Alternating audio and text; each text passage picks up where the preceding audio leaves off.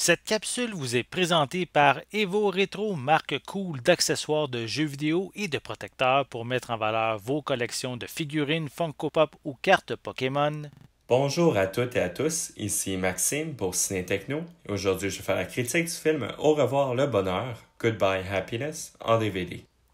Le film est réalisé par Ken Scott et met en vedette François Arnault, Antoine Bertrand, Louis Morissette, Patrice Robitaille, Charlotte Aubin, Julie Le Breton, Marie-Lise Bourque, Elisabeth Dupéré, Geneviève Boivin-Roussy et Pierre-Yves Cardinal.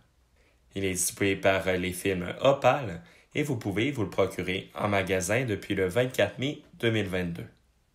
Quatre frères vont se réunir à l'occasion des funérailles de leur père. Lors de leur retrouvailles, ils vont prendre l'engagement de retourner à la maison familiale aux îles de la Madeleine, comme durant leur jeunesse, pour honorer la mémoire de leur père. Pour son troisième long métrage québécois, après avoir tourné Les Doigts Croches et Starbuck, Ken Scott revient avec un type de film qu'il maîtrise pleinement, la comédie dramatique. Le réalisateur a également signé le scénario du film.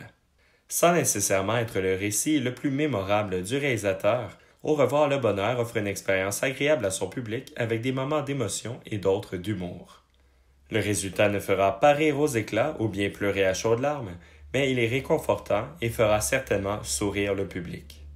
De l'ensemble de la distribution, c'est évidemment les quatre frères qui vont retenir l'attention avec leur solide performance. François Arnault, qui joue Nicolas, est le plus flamboyant et rebelle du quatuor. Ses quatre enfants de quatre femmes différentes vont d'ailleurs faire le voyage avec lui. Patrice Robitaille, dans le rôle de William, est l'auteur de la famille. Cependant, il a beaucoup de difficultés à compléter l'écriture de sa prochaine pièce de théâtre. Louis Morissette, qui joue Charles, l'homme d'affaires qui tient à sa famille, mais dont l'esprit, parfois un peu trop rationnel et calculateur, va causer des conflits. Finalement, Antoine Bertrand, qui interprète Thomas, est le plus nostalgique du groupe et semble le plus affecté par le décès du père. Malheureusement, les divers personnages féminins, dont les femmes de chacun des frères, auraient mérité un plus grand développement, plutôt que d'être relégués à une simple présence de soutien. Julie Le Breton est la seule qui obtient un peu plus d'attention, mais le personnage demeure tout de même en surface.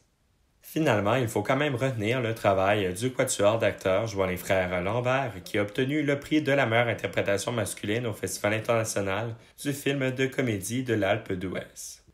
Les personnages ont un certain caractère stéréotypique, mais le réalisateur arrive à s'en servir sans tomber dans la caricature pour autant.